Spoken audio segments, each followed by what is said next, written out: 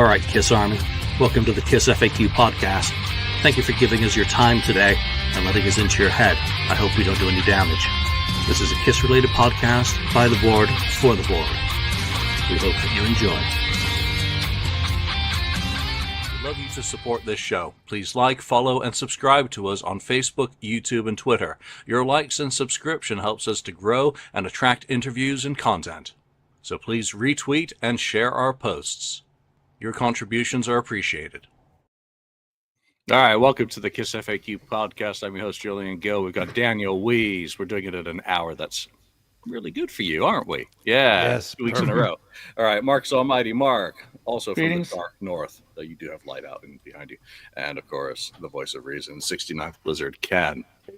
You know, it's the last shopping weekend before Christmas, so get out there and kill people in the name of baby Jesus for that material stuff. Okay. So we're going to be celebrating legends and wishes, you know, KISSMAS Wishes for next year.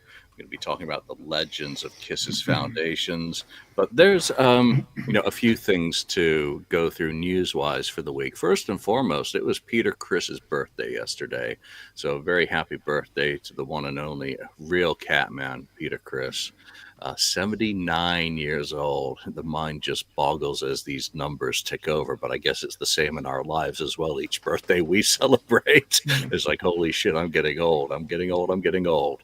On the other side of that coin, there's a legendary Seattle Times or Post-Intelligencer critic, Patrick McDonald, passed away earlier this month. And while you may not know that name immediately, there was part of his review of the band's 1974 visit to Seattle that ended with, I hope the four guys who make up the group, whose names don't matter, are putting away money for the future, the near future, because KISS won't be around long. Flash doesn't last.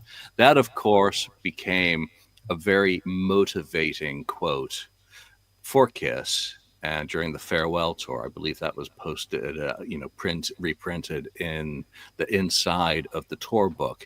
It was one of those critical moments in their history that really gave them the energy that they were going to succeed and make it. And Patrick simply wasn't a fan of KISS. He wrote a review of their 1976 show with much the same, saying that KISS was going to be taken over by teeny boppers and end up in 16 magazine and doing cartoons.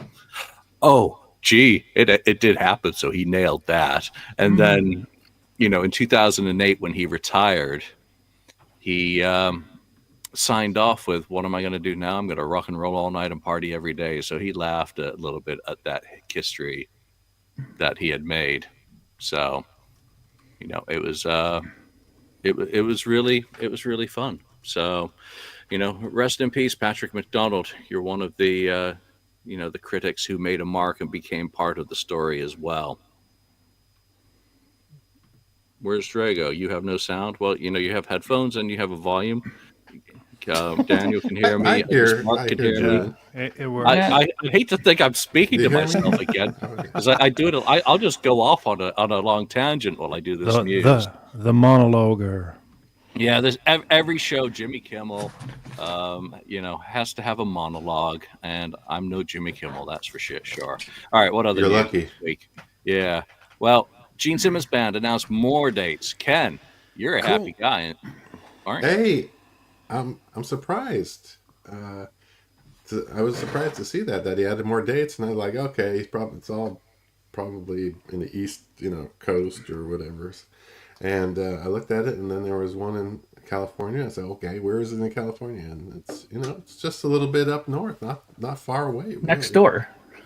Really next door. It is. Rohnert Park is very convenient for me. That's probably a 30-minute drive at late hour. It's closer to you than me. Yeah. Yeah, I'm not going to stay at that casino. It's $450 a night no on reason. the weekends there. Ooh, so forget that. That's high class there. Yeah, we bought tickets. Well, it's not. It's a gaming casino. So it's a money grab. It's not my scene. I don't gamble. So by then you've sold enough copies of the Ace books, so you're going to be a millionaire. Oh well, you just had to. It's been a millionaire. It's been a very good week for the Ace book, by the way. Cool. Oh, good. An interview took That's place. good. It was very, very good. So again, it won't be out until it's ready, and there's still a few loose ends to wrap up on that. I just I've got 2 people I've got to get in touch with to interview on that, but it's progressing. Project number 2, which is of course the War Machine, that's out for a cover design. It's not done. There's still gaps to finish in, but I'm at the stage where I can commission a cover. And book number 3 is at 238 pages as of this Nice. morning. Wow. So yeah, Be a good year for books. Yeah, let's talk about Alex. Alex posted on the FAQ, real Eric Carr Sellerman first single, and apparently they managed to get a hold of the Crystal Collins single from 1967 that the Sellerman had provided back and forth. Now, for many years, the audio that primarily has been shared has been from the rehearsal tape. I traded that out years ago. The single does exist, and I've had it since 2003, so a grip of it, but the copy that they got is much better quality. You can actually hear it much better. If you want to hear Eric Carr backing this 15-year-old girl, it was a publishing deal in essence, and there were ads. What's up? Your audio is sounding like crap. For some reason, it's sounding like you're talking through a paper towel roll. Yeah. All right, Or something. Mark. Mark, you go. you had something to show. Now it's coming back. Yes, I do. Well, he figures this out. So, as you well know, we had a postal strike here in Canada. I'm pleased to say that the strike is over thanks to the Canadian government forcing the workers back to work. There was nothing resolved as far as their demands and everything. They pretty much said, listen, you're getting back to work now, and that's the end of it. And so they're back to work. But of course, they're not working very diligently. I see them, they're kind of half-assing around, walking around, doing stuff like that.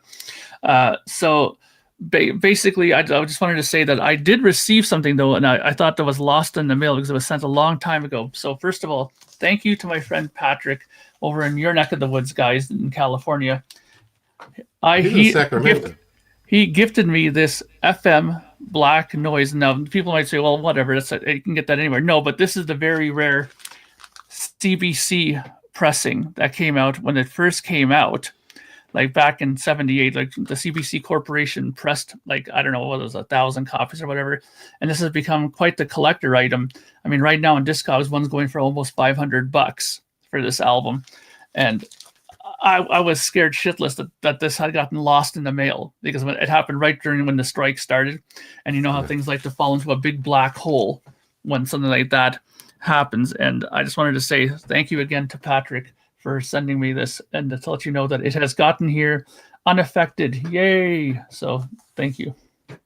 Yeah, let's see how long my audio holds up now. There's another new feature that StreamYard's just put on, which they keep putting on features and activating them rather than without testing them first. Well, without telling you about them, which is just really obnoxious. Well. And all right, so just closing up on that Eric Carr Sellerman single, since I don't know how much of my monologue was garbled. Check it out. You know, it's 1967. That Eric paid his dues in the clubs for a very long time, and they did publishing, recording sessions at Jody Records with Crystal Collins. They later did it for a couple of songwriters, and of course they put out their own single in 1966. So it's all pre-history, but that's what I love about it, is all the tangents. And a lot of people just enjoy Kiss itself, but there's a lot more to the story of all the members. Last bit of music is Nick Simmons and Evan Stanley, the little collaboration that they did on Instagram, doing Simon and Garfunkel, The Sounds of Silence. Did any of you guys get to catch that? Yes, I did. And while it was, they sang it decently enough, but really, guys, I mean, what are you guys, a bunch of like 60-year-old men? Come on, you can sing something a little bit more up to date than Simon and Garfunkel, for crying out loud. But anyways, but hey, what did I say months and months and even years ago about those two? Don't count out my theory yet about that. I have a feeling about those two guys. Why else would they be showing these kind of clips together? Don't just say, oh, well, they're friends. Yeah, we'll see what happens. Remember what I said. And Daniel, you're muted, by the way. Well, perhaps they want to be avatars too. Daniel. Yeah, it immediately got me to think of that Coverdale Page. You remember that record? Yeah. Coverdale Yeah. Page did a record together. Fantastic record. Yeah, what about a Simmons Stanley record with these two boys? I'd Why love not? to see that. I think that's a good There are no idea. Coverdale and there are no Page. Yeah, so no, but I think it could be Don't a have cool to be. experiment. I mean, make a cover record. I'm sure they will blow away Origins 3 if they do one. No, Yeah, no Because Simon and I don't have my Garfunkel. hopes up for that one. I think I don't have my hopes up for a Coverdale Page deluxe edition with the missing recordings from that session. So, Yeah. all right, Ken, talk some sense into these boys. Did you see it?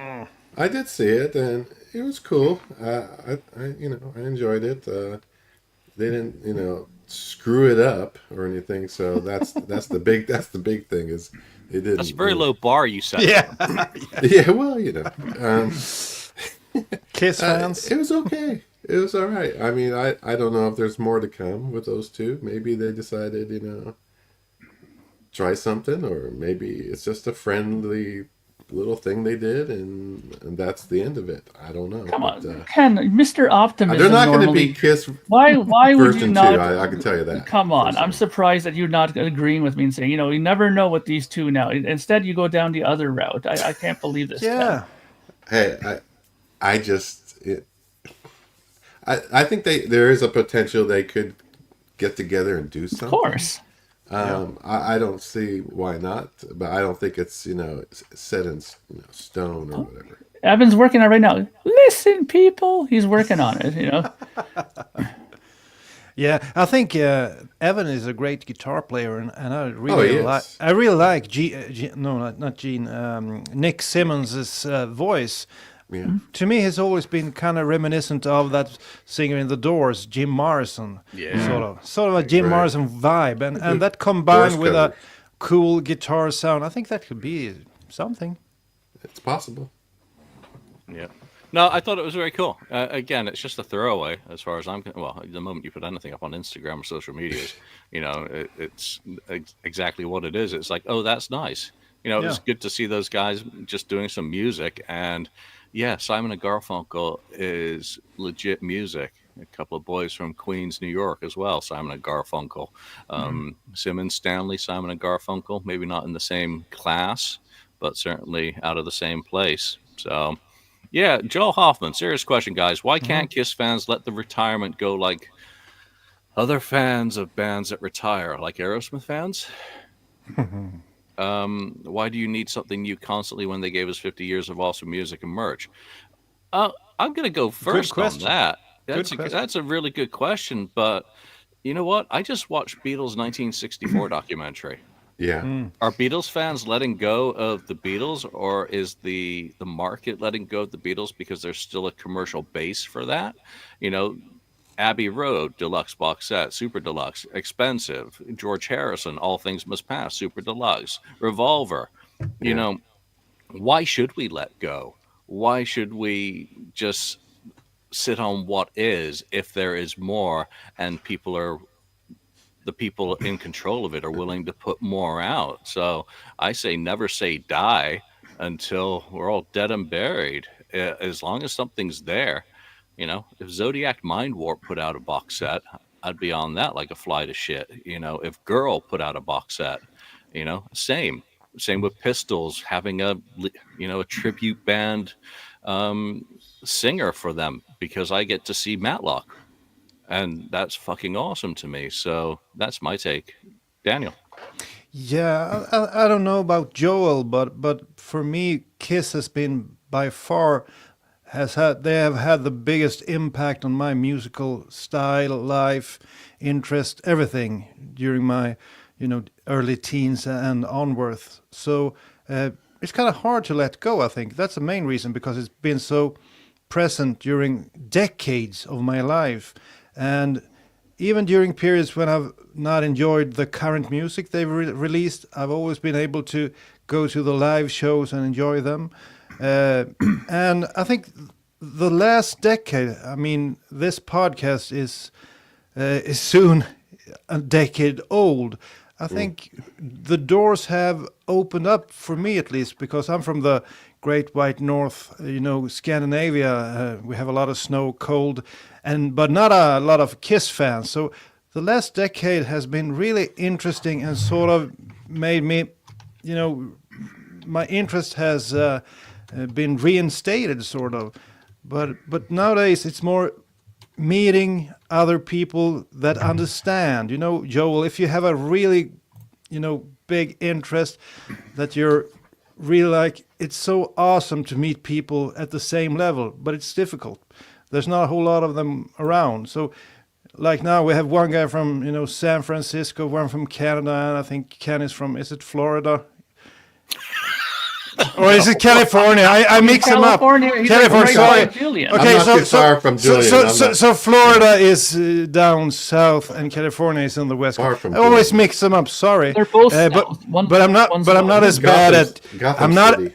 I'm not as bad at geographics as Americans, but I can mix those two up. Okay, so sorry about that. But I think that's the whole deal. Meeting fans, and we need things to take place in order to meet fans. Just the other weekend, they had a thing in Stockholm, in Sweden, where you saw a lot of people meet up and have a great time. So we don't want to, lose this feeling we have. And at this point of time, I think it's, getting old stuff, box sets. That's a good reason to get together and talk and discuss and remember the heyday of Kiss. So I don't think I'll ever be able to completely drop Kiss. And I know Mark has talked a lot about other bands that can fill the void for him, but for me, I'm not sure what to do when I don't get Kiss music or live shows, because there ain't no band around that's at the same level for me. But I'll have to work something out, or maybe I just lose completely all interest in music and that's impossible. Maybe I pick up a flute and start playing or something. I mean, the Jethro Tull. I'd say we're not like the Masons, but they're all different levels of fans, from casuals to diehards. I mean, I listened to Japan 1997 this week. I listened to a 1980 soundboard. I'm always listening to Kiss. I mean, 90% of what I listened to this week was Metallica. Live shows just up on YouTube. Nice. Mark, I mean, what, fandom fading out for you, or what? Let it go. Well, I mean, Daniel brought up a very interesting point, as he said that once this whole thing with Kiss, if it wears out, which I don't think it will, but I'll get to that point in a minute. But he's concerned about what's going to go to next. But I mean, I consider myself lucky that I have many other bands that I consider equal to my love of Kiss, if not more. Like Rush, for example, is my numero uno thing. And considering that Rush doesn't put out nearly as much stuff, like extra stuff now that they're retired, as Kiss does, which is an interesting thing, because most of the time you can tell which bands actually would like to retire peacefully compared to the other ones, because those ones are the ones that are not really putting out a ton of stuff, even on their own sites. I mean, Rush has, maybe a box set here or a t-shirt that they're selling here and there, but, other bands have tons of stuff. Like if you go to Bowie.com, his stores are rammed-sacked with live stuff, all kinds of fantastic stuff that you can get, like, official soundboard recordings and stuff. And same with, other bands like even Yes and stuff like that. But Yes are not retired. But, but there's a lot of bands that are doing, and a lot of bands, like I said, you can tell the difference between which ones are happy with retirement and who aren't, because like the record companies are really pushing some of the other ones. If you take a look at that, like Zappa, his family that took over his stuff, they're pushing a lot of stuff. There's a lot of stuff coming out from the Zappa Family Trust and Universal Music. Well. Yeah, and Universal Music has been more than happy to push it along as well. Don't forget, us people who are still keeping the flame alive, the record people love us because they're getting more money out of a band that's not operating anymore, which is, maybe 40 years ago, they probably would have never have dreamed that a band that's retired would actually have so much, credibility still financially for them after the fact, right? So it's interesting when I look at it this way. So Kiss for me, I love the music. I'm much like Julian, where I have a lot of this old stuff, that I watch. I like a lot of live videos that I watch on TV in my living room at times, or I listen to concerts and stuff. I listen to the records still all the time. But I'm not heartbroken if there isn't anything new. Like some of the newer stuff that comes out, like I'm not jumping at it as much anymore as I find I did earlier on. Right, I'm not, like whenever something comes up on the Kiss store, I don't not like right at it, and it's mainly because living in Canada, the shipping is pretty horrendous. I mean, you take an item that's like $60 US, and then the conversion to Canadian that makes it even more expensive. So you're taking about a $60 thing that ends up being over $100. So unless it's really something new or something that I don't have, I'm going to pass on it because I already have every single record in multiple forms and multiple variations. So why am I going to drop $100 for something just because it's a yellow vinyl or something, Yeah, I think you just said something about shipping, which reminded me of a conversation in the post office the other day. January the 1st, 2025, European Union imposes VAT on all incoming packages, whether they're gifts or commercial goods. So everything coming in, that's what the USPS was telling customers. There was a Czech lady who was trying to send something. She said it better arrive before January the 1st, or they're going to be paying VAT on that going into the union. So, Mark, I mean, a lot of countries have subsidized postage. America doesn't, and American postage prices have gone absolutely up the kazoo, just like everything else in this country. So, Yes. Ken. You're muted, Ken. No, he's not. I am not. He was miming. Once Was it's this not. actually not this time, Mark? How dare you? Yeah, I'm not gonna. I don't think I'll lose interest in Kiss or anything like that. Sure, they keep putting out same music out, in different formats, or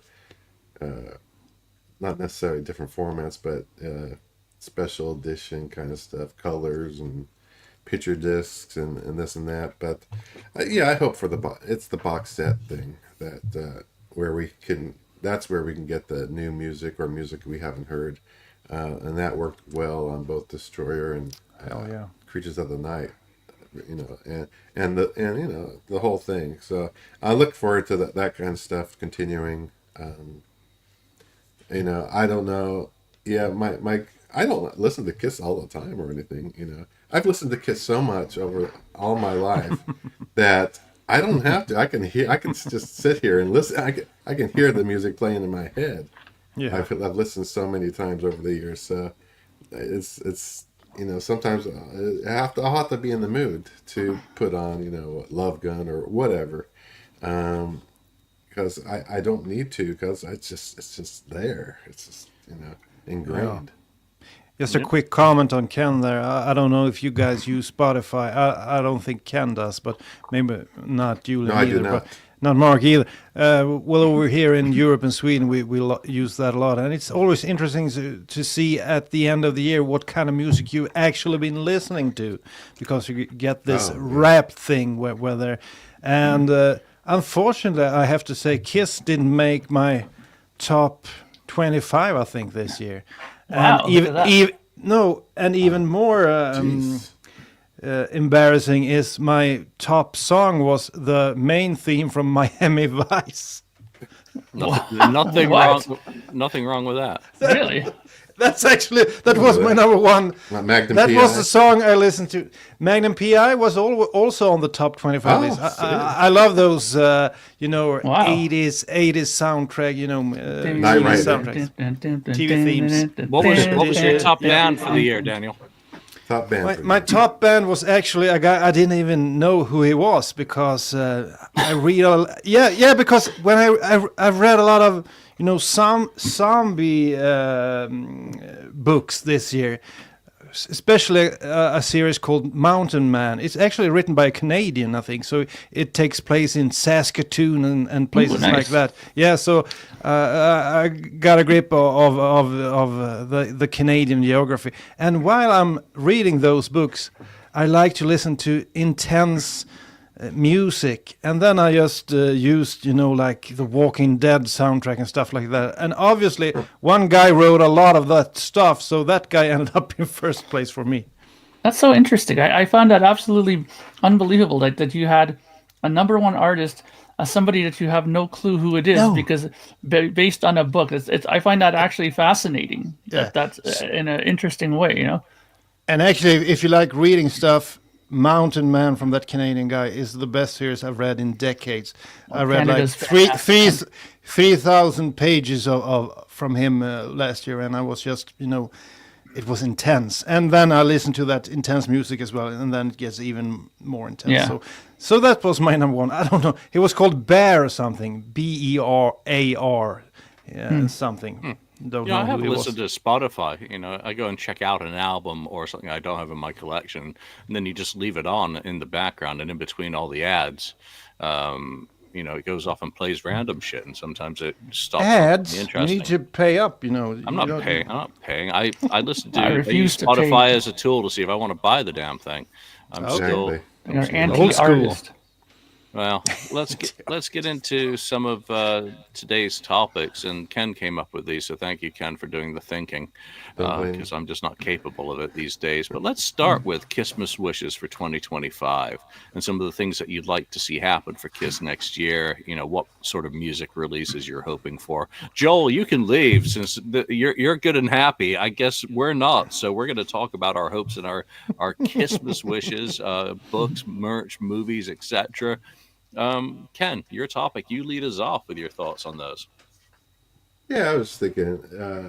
I mean, it's not the main topic, but one of the topics, the wish list. Kind of what are we looking forward to next year as far as Kiss stuff, and it could be anything. It could be, music or videos or books and so on.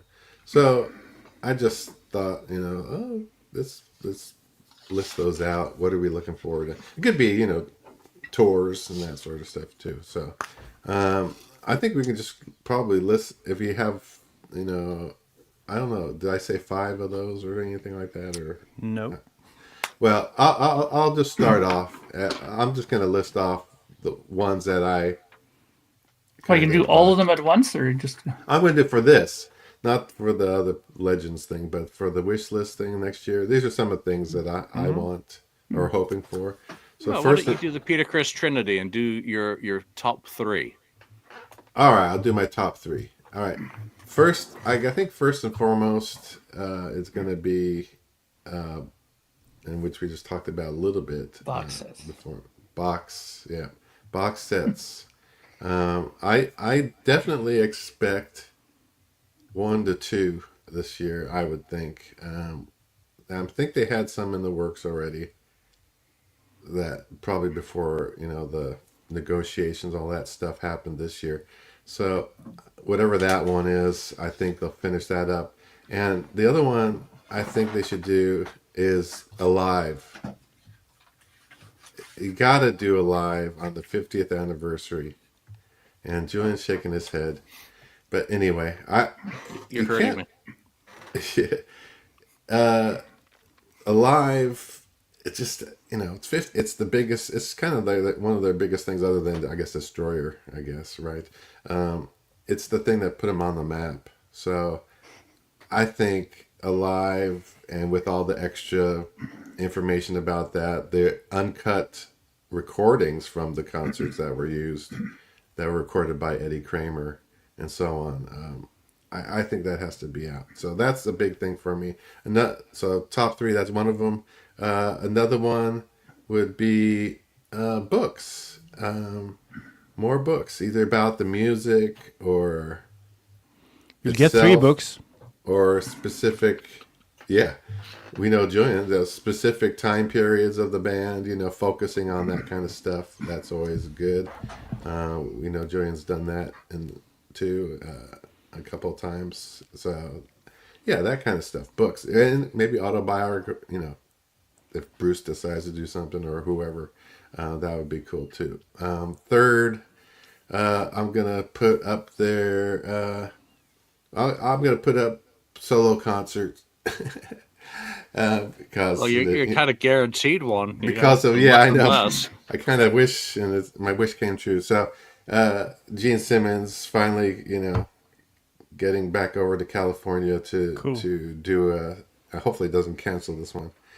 A date over in just a little bit up north at Rohnert Park, California, the casino. So that's, and if someone else decides to, do something, maybe Ace will be back in the area, or who knows, I don't know what Paul's going to do. I don't know if he can, do the singing. So that's the problem there, I think. So anyway, that's the three for me for now. He hasn't even picked up a guitar in a year.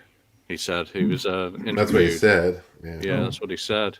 So we shall see. And Brandvold actually posted on the Three Sides.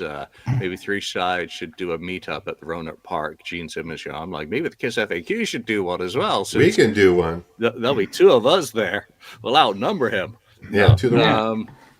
We'll wait and see. Mark, what would be your top 3 KISSMAS wishes for 2025? Well, I'm going to skip the box. That's things I knew Ken was going to talk about that one. That's his specialty talking point. He loves the box sets, so I'll leave that for him. But the main things for me that I'd like to see, number one is the books. I mean, as you all know, I'm a big reader of the books. I have the books constantly open. I always have the, Gene, Paul, Ace, Peter book constantly open. The Elder book as well.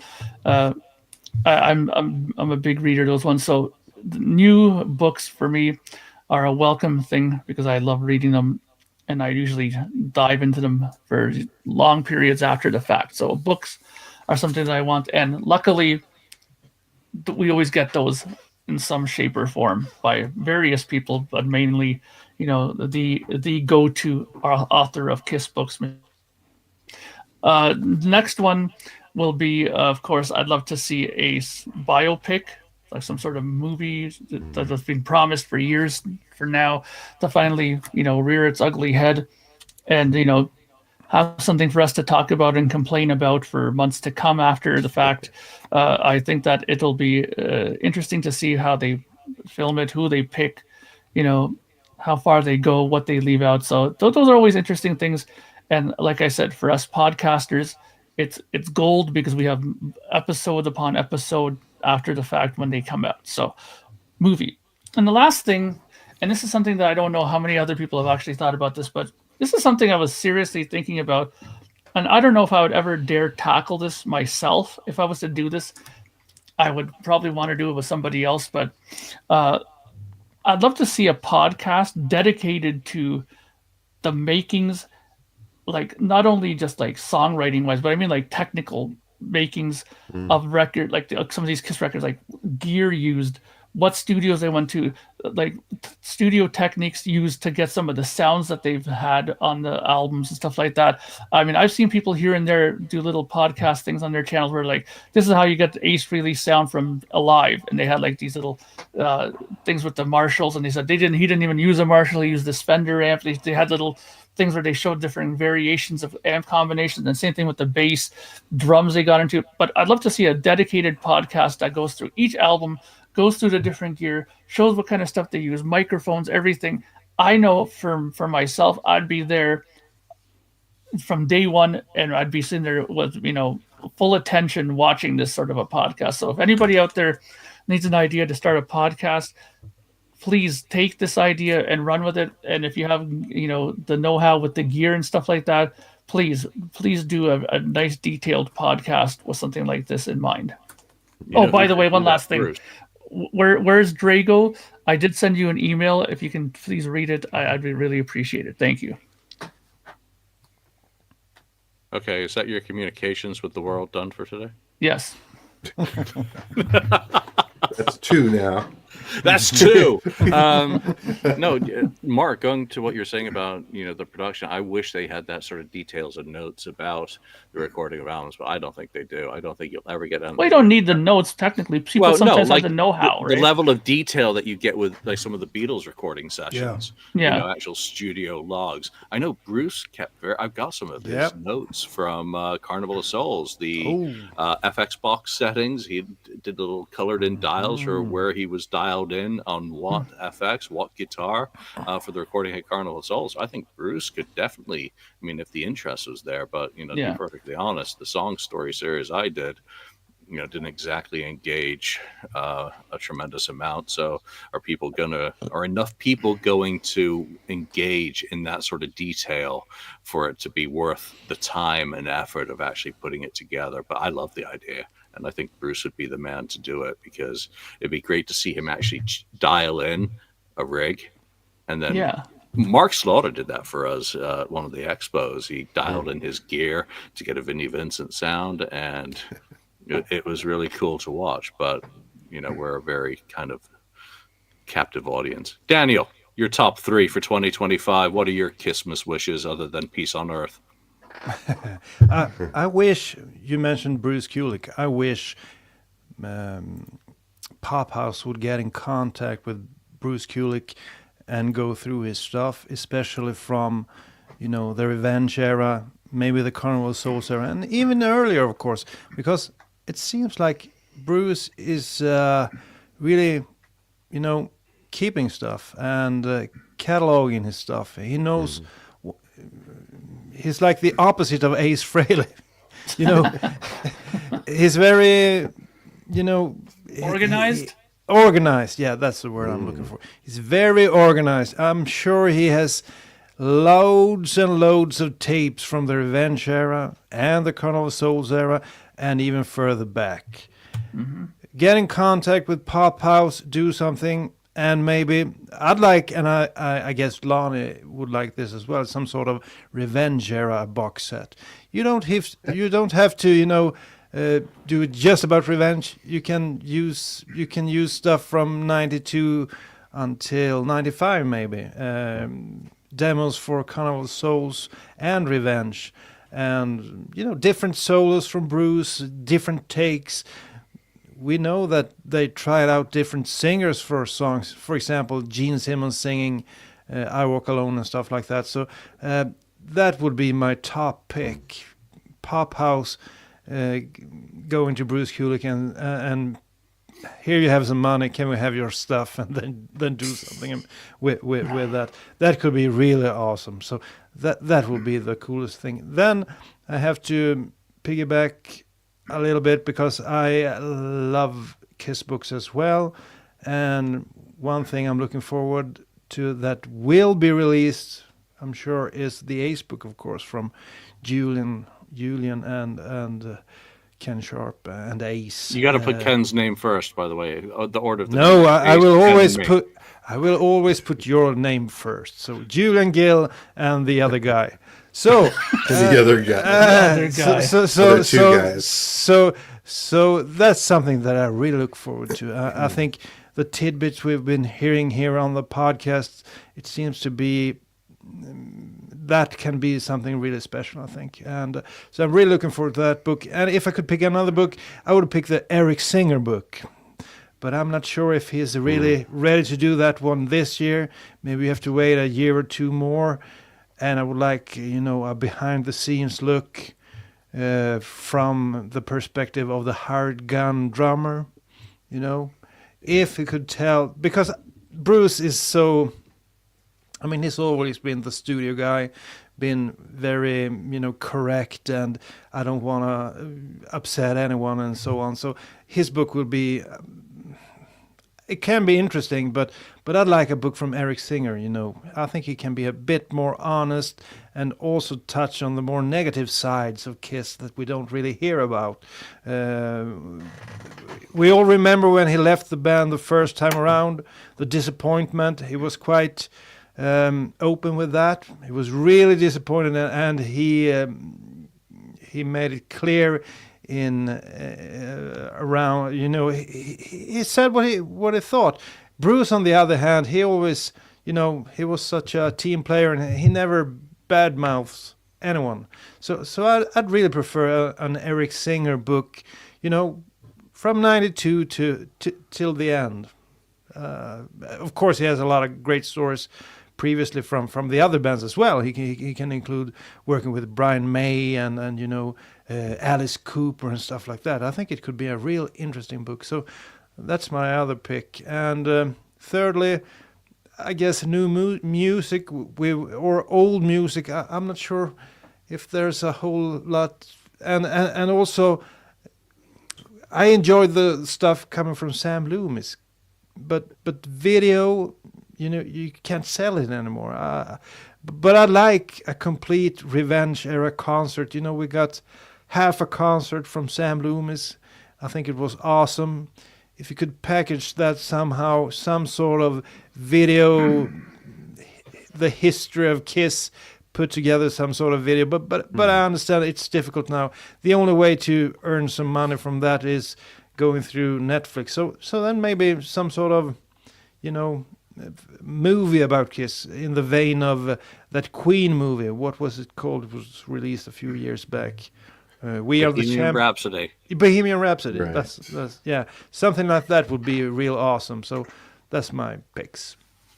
Yeah, G. Chup has a great one, which would be one of my picks, which it is, going to be the 30th anniversary of the Kiss Convention Tour next year. And I don't know how much they have or how much recording they did. I know they brought in VH1, recorded some. I think it was Roseland, the New York City ballroom, just to set up for the MTV stuff. And that falls into 95. Forget celebrating that in 30th in 2026. But there are some other anniversaries coming up next year for potential. Most of them, I think, are just going to be buy a T-shirt and bundle, picture disc, and all that. Continuing on what they've been doing. March 19th, Dress to Kill 50. May the 20th, Unmasked 45th. September the 10th, Alive 50. Yeah, that's the big one. September 16th, Asylum 40. Oh, Yay. December the 31st, Kiss 2020 Goodbye, 5th anniversary. Asylum, you get a picture disc of the cover. I won't. I got to buy one of those Dutch picture discs back for Asylum. I had that back in the day, and that actually had a lot of meaning to me. Being it, what are the things that I want? Well, I want to complete the book, obviously, that you've kind of talked about. All three of them, 2 definitely for next year, 1 maybe for the following year, but we'll see. I want box sets. That's where my head is at. I want box sets, and talking about having Bruce go to Pop House, I don't know how much validity in that there is. It seems to me that Pop House is mostly interested in the makeup. How much attention they're going to give to that other era of the group when it's not tied to the avatars is kind of concerning. And I hope that Bruce continues to wave the torch, the flaming one if necessary, with spikes for that era of the band, which means a lot to many fans like me, who became a fan of Kiss not because of the makeup. I didn't know anything about the makeup when I became a fan. So that would be my next wish, for Bruce to keep waving that banner and find a way to leverage what he does have in a commercially viable manner. New music from members of the group. And that's all members of the family, to sound like Paul Stanley. I just want new music. Origins 3, I'm interested by what Ace may do with it. I have no inside knowledge of that either. I'm excited that he's recording music. And if it follows the form of the previous 2 Origins, which I have listened to since they came out, not just put on a shelf like an elf, there should be some interesting guests. There should be some interesting song picks. I didn't see Kicks coming. I didn't see some of the Kink stuff that he did on the last one coming. So I think that could be very entertaining. And if he happens to, get some interesting guests in there, I would love him to get Eric Singer in. Yeah. Because that being the Kiss lineup that we all kind of bemoan never did more in 2001, I think that could be very cool. And maybe he's had Bruce, so maybe he could get Peter to do a track either vocally. So we've talked about some of that before. Then do I need to pick a third? Maybe. Yeah. My wish for 2025 is to see Pop House start doing something. There you go. not just waiting for 2020 whatever when the 7. avatar is ready to start setting things up. I remember years ago Neil Young did a fantastic immersive website that you joined, Mm-hmm. and it gave Yes. you access to all sorts of wonderful material. It was visual. It was a real experience. Now, again, like DVDs, like Blu-rays, websites, as I know from the FAQ, have all kind of gone the way of the dodo in terms of commercial viability. But I would love to see them do something as a loss leader to start celebrating the intellectual property that they own, to keep the interest alive as we walk down the road to 2027. Whether or not we're interested in avatars, and I've poo-pooed it because it doesn't appeal to me from what I saw in New York City, but to keep us engaged. And I think that's the most important thing Pop House needs to do after taking a year where they've hopefully taken stock of the situation of what they've purchased and what they want to do with perhaps some of what they've purchased. So, number one wish for 2025, Pop House, start showing us the shit. Come on. You know. Yeah. You have to Agreed. wait a little bit more. Yeah, well, I'm not making any demands. I just think it makes sense. You can't let the IP languish because you've got a very, very limited number of people. Well, 500 by the numbers Window available. is closing. Picture discs. Yeah, people are dying. It's not the windows Yes, closing. that's The fans it, are yeah. dying. I was just saying it more politely and kind of more, not so harshly. Yes, people are dying daily, so Yeah. consider that Pop House. Yeah. Our It money would is just flying away. it would be nice for them to take over Kiss Online. Sure.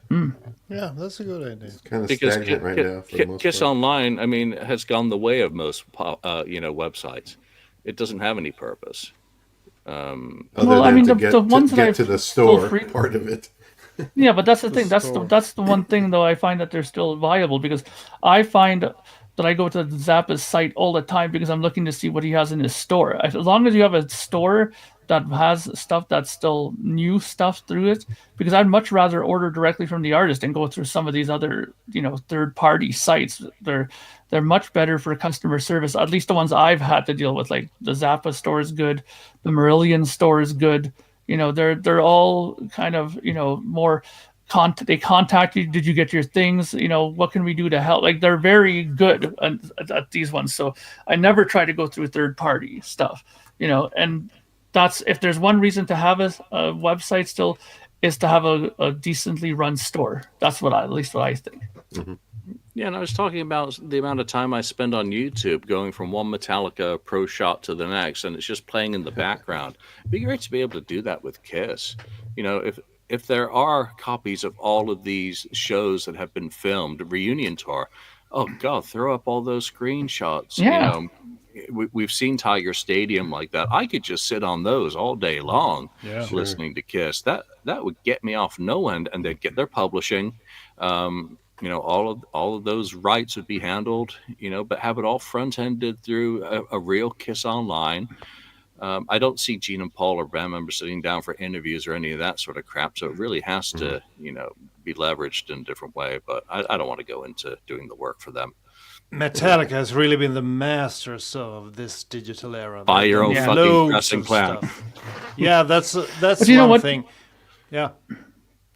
But Daniel, Mark, one thing that I do have to admit about is that you said that they're the masters of it. It's true that they are very much the masters of this sort of thing. But another band that does that and has done it before Metallica, I believe, was King Crimson. They have a very good site on there where you can go through their whole timeline. They have like a timeline on their site, and when you push like 73, they have all these like soundboard recordings you can listen to. You can download them in MP3 or WAV or whatever you want, and they have like complete shows on there, complete shows, on there that you can listen to. And I think it's fantastic that the bands do that. Why not Kiss? They have tons of stuff they can do. I know because they want to make money off of it. To them, it's money, money, No, money. and but- they've sold their yeah. publishing and they've sold Yeah, rights, that- and there are of other course, rights yeah. holders, and Yeah, there's but those some people want to have the money business. too. That's why, right? But I think Well, a always big, back a to doesn't big, want to account for it. a big difference What's between that? Metallica and Kiss. A big difference between Metallica and Kiss is that Kiss, they are businessmen. Metallica, they are musicians, and it's quite obvious that there's a big difference because I recall going back, Metallica releasing, for example, my favorite thing with Metallica is actually that video they released in 2001, maybe. That Another behind the monster. scenes. Some kind of Yes, monster. some kind of monster. What an excellent, naked documentary. You really see how a band works behind the scene. That's one of the best documentaries of all time, according to me. I love that one.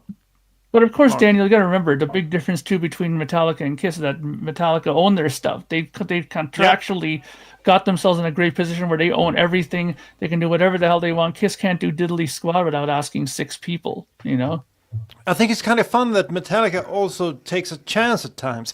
I mean, they've released some real, stuff that haven't sold squats, like that Into the Never movie they did. Looks great. Or Lulu. Was Saint Saint Anger, Lulu. It's all of those projects are even worse than The Elder. So what blows my mind at listening to all that Metallica is how often in 2008, 2015, you still get Saint Anger songs coming into the set. They never walked away from their failures or their less than stellar commercial. I think Saint Anger still did 1 million platinum. Yeah, of course. Check that. It's number one all over the world. How Anyway. quickly did Kiss abandon Monster? How quickly did Kiss abandon Sonic Boom and just go back into that pure? Even Aerosmith continued to throw some of their, deep cuts into the set. I think Kiss were always about the sales. If a album sells poorly, it's automatically bad for Kiss.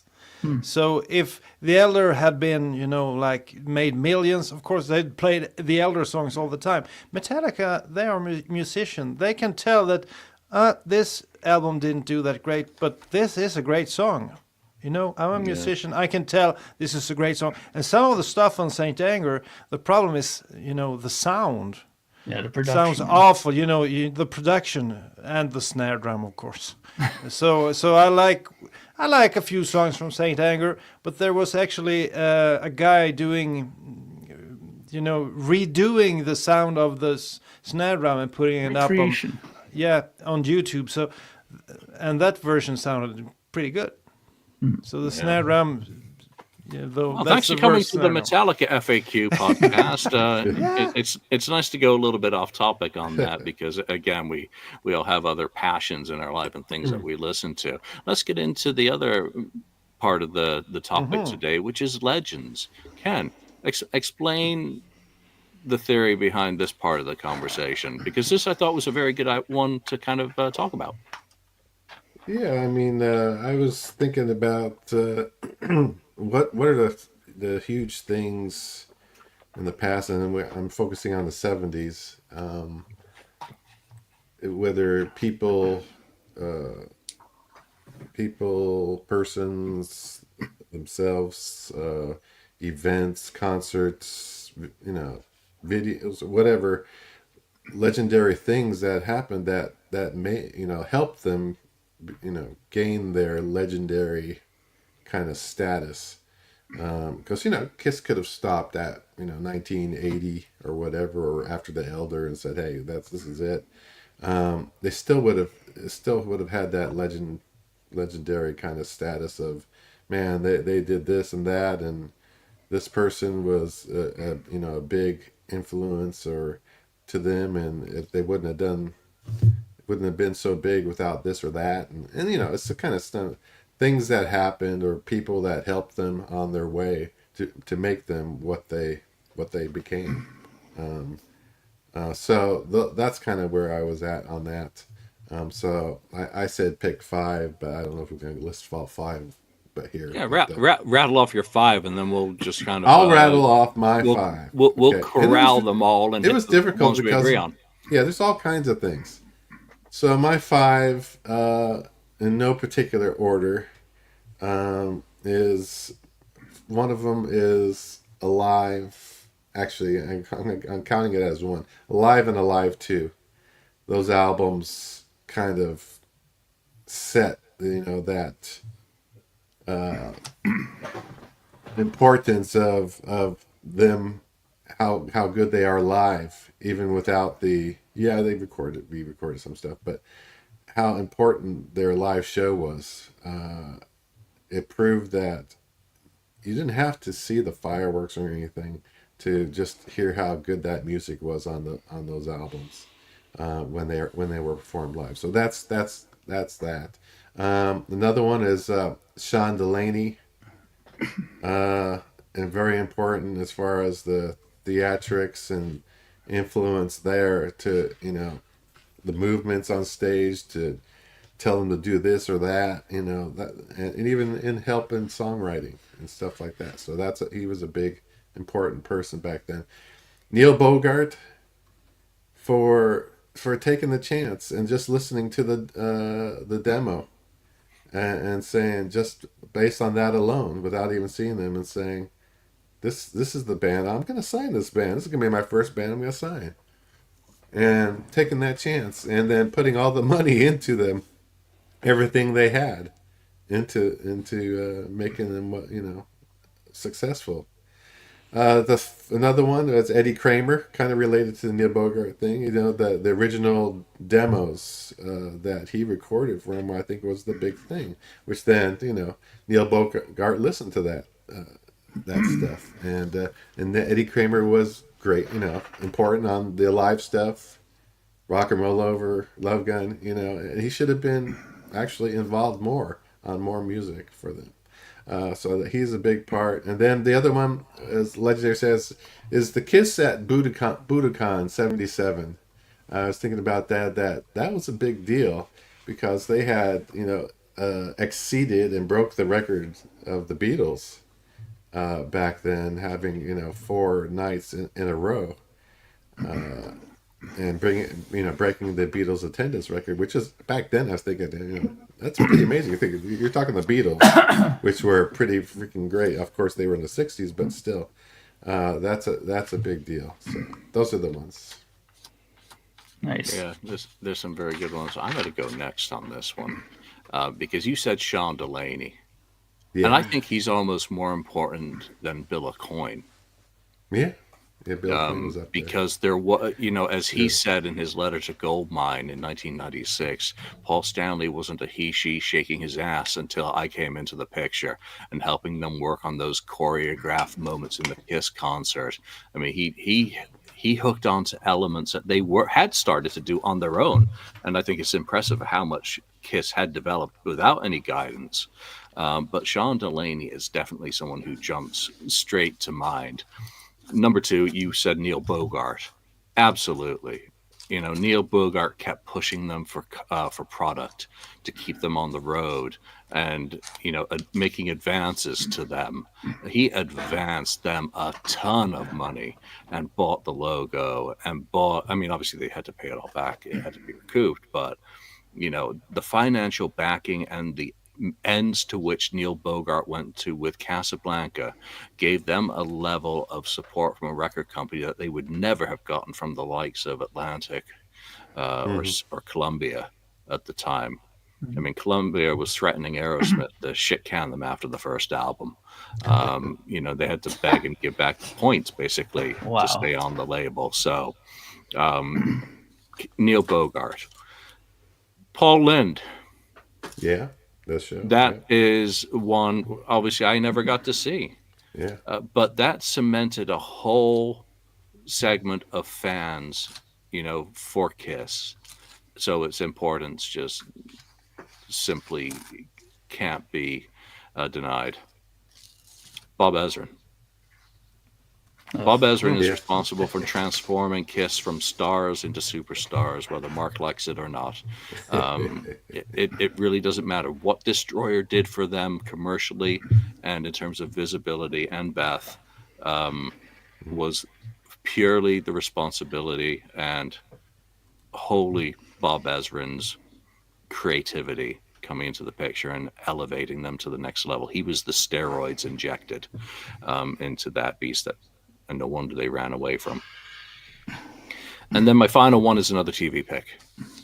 Tom Snyder. Yeah. Yeah. Because that was that was the exclamation, the capstone on that original era that really cements them to me. Daniel. Well, Good. I guess you've mentioned a lot of stuff that's important. It's hard to add anything, so I have to go the European route, I think, because we all can say, Neil Bogart and Sean Delaney and Bob Ezrin and all those guys were They're the really easy important. ones. Yeah, Yeah. those are these. But if you think a little bit further here in Scandinavia, I think there are some people that need to be mentioned. For example, one guy is Hans Hartwig. Have you ever heard of Hans Hartwig? Yep.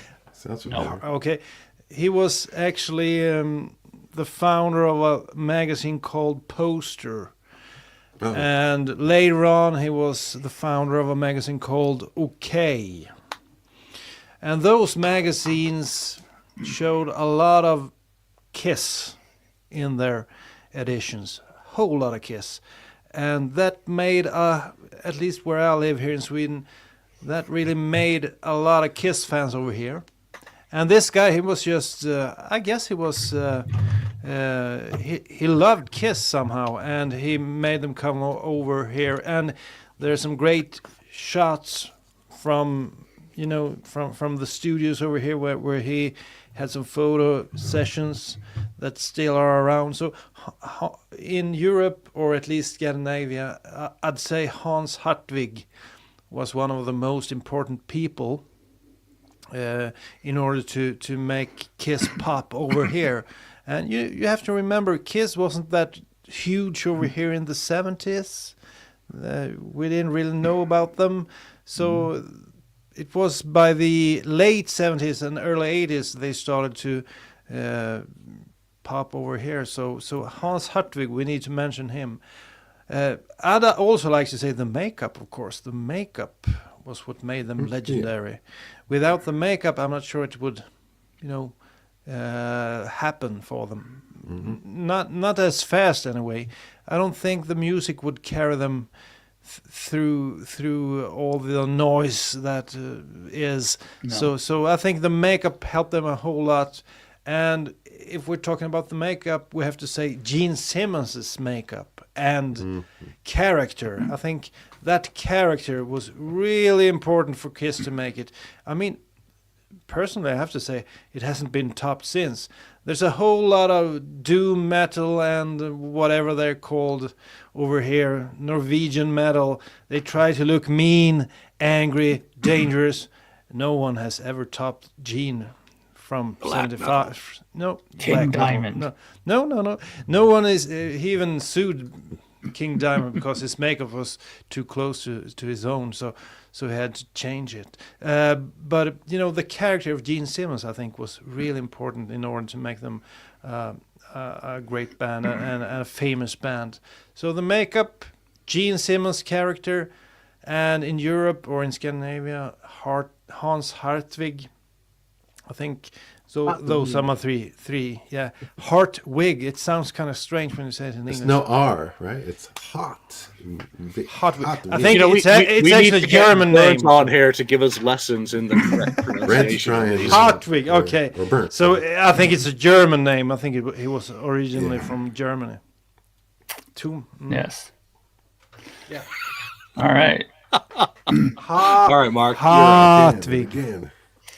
All right. Well, it's funny. A couple of them, I thought I would have everything the same as you guys, but I don't, which is interesting. The first person I thought of immediately was Bill O'Coin. Without Bill O'Coin, I don't think that we would have Kiss. I think it's just as simple as that. Because I mean, he found them. He had the vision. He had the motivation, the push, the cameras, everything that they didn't have and wouldn't have access to. Without him. So I think that he was immediately, and you wouldn't have Sean Delaney without Bill O'Coin. So there you go with that.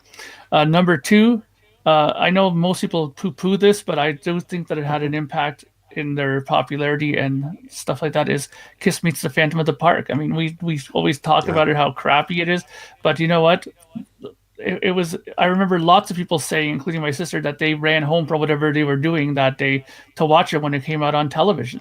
So obviously it had an impact on Kiss fans, or even some non-Kiss fans, because they wanted to see this thing. And and there wasn't many bands. You didn't see the Eagles presents on TV, Eagles at the Phantoms Park or anything like that. So and you didn't see like the any kind of Grateful Dead meets the Wizard of Oz or something. So He's the dealer. So there you go. So that was an important time.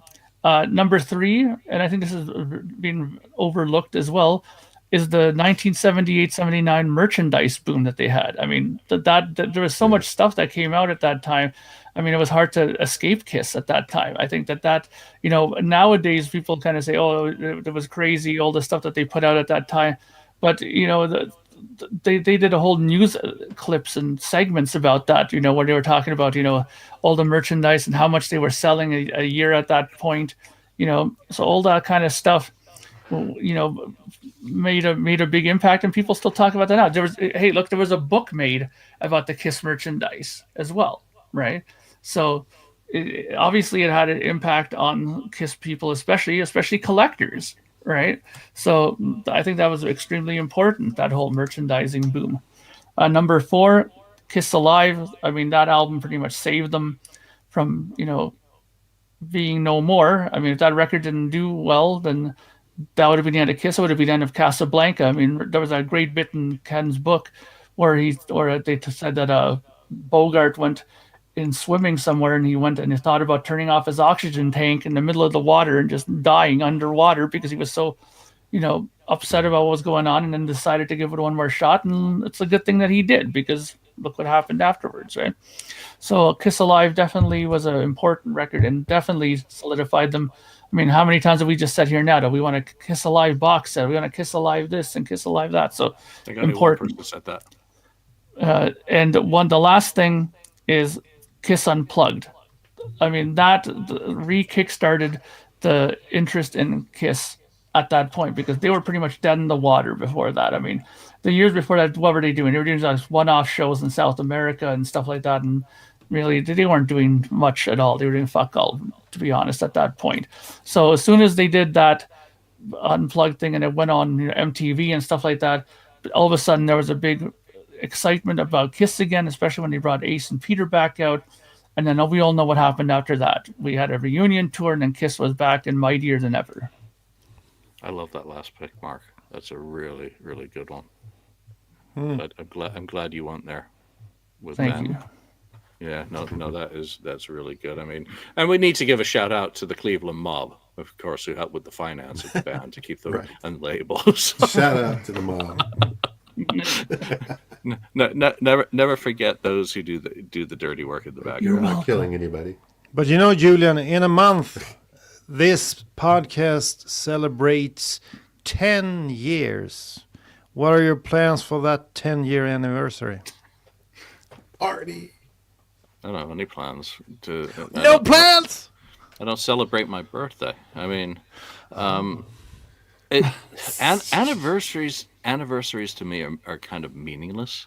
Except Kiss. Well, we accept Kiss anniversaries because we celebrate them all. No, because we have to. But I mean, I celebrate Kiss every day. But I don't think that's a meaningless. 10 years of a Kiss FAQ podcast. We need to do something. Should do something, yeah. I don't have the time to sift through 10 years of episodes. We've asked folks in the past, to chime in, and there haven't been many, kind of picks for stuff. So I like to just keep motoring forward, but we'll have to see whether we want to do anything for the 10th anniversary. What do you say, Ken? Do you think we need to do something for the 10th anniversary? I'll bring the cannoli. Ken, you need to unmute. Yeah. No, I'm not unmute. Okay, you're just thinking. I'm thinking, yeah, maybe. We can do something. I think we can do something. I mean, at the very least, we should at least be able, each of us, to come up with at least one of our favorite episodes we've done in the past. I mean, that can't be that difficult for us to come up with at least one episode. I'm just afraid that Daniel's going to demand metrics from me. No metrics. What is the percentile of? Yeah. But I think the one we did when we did our 500 episode was kind of a cool celebration. I'm thinking, no, but we can do the work. You can write the book. But I think something in the vein of that. Well, our listeners, our Yeah. viewers, what Yeah. what do you think we should be doing to mark the 10th anniversary of the KissFAQ podcast? What do you want to see? And have other people outsource it. So you don't Delegate. have to do the work. Delegate the work. Outsource Yeah, it to excellent pop-outs. idea. Pop-outs Yeah, can nothing do happens our- if you delegate to them. That's true. Yeah. Burnt, you're hired. It's gonna take over. You and Daniel take Have over. a crossover with the Let Me Know podcast, and we can do a crossover with them Have a three-way with three sides. podcast. Ooh, a three-way. Oh Lord. Oh no. I mean, come on. We can have Tommy It on happens. there organizing his notes in the top corner. Get the baby oil ready. All right, that's it. It sounds like we're done. We're with this losing it episode now. for now. Anyone have any final thoughts, or while I delay to try and find where they've moved everything to end the show? I think we owe the listeners something, at least a small effort when we've done this for 10 years. I mean, some of the listeners have been listening to us for 10 years. I mean, to pay homage to them at least, I think we should put in an effort to do something, or maybe, include them some way, or think back what has happened during these 10 years in honor of our listeners, because we've had a lot of listeners through the years, and some of them have become sort of friends, at least digital friends. So I think we need to do something. That's just my opinion. Yeah, no, without a doubt. And like I said, I was sitting in an airport in London earlier this year, and someone comes up to me, hearing me talking on the phone, and says, "You, Julian, from the KissFAQ podcast?" I mean, yeah. The podcast has gone places that I never thought it would. I think it's a good idea. I mean, Daniel is the representative of the people. Whenever there's something like this, you can rely on Daniel to speak up and let the people's thoughts be heard. So I think it's a good idea. I mean, we even did one on the Yes podcast when we had our 500th episode and our 10th year anniversary and all that stuff. It doesn't have to be over the top or anything like that, but definitely it's something to say thank you back to the listeners and people who supported it. Well, let us see what we can do. All right, that's it. You've joined us live. You've joined us with a ton of comments. We do appreciate it. If you're listening to this later, do chime in with your thoughts on these topics wherever you're listening to the show. But for now, that's it. From me, from Daniel, Mark, and Ken, thanks for joining us. And we'll see you next time. Thank you for spending time listening to the KissFAQ podcast today. All sales are final. There are no refunds. If you'd like, look us up on Facebook or come over to the KissFAQ message board and discuss the topic we've broadcast today. Don't forget to rate us on iTunes, Spreaker, or wherever you've listened to the show. We hope you'll join us again.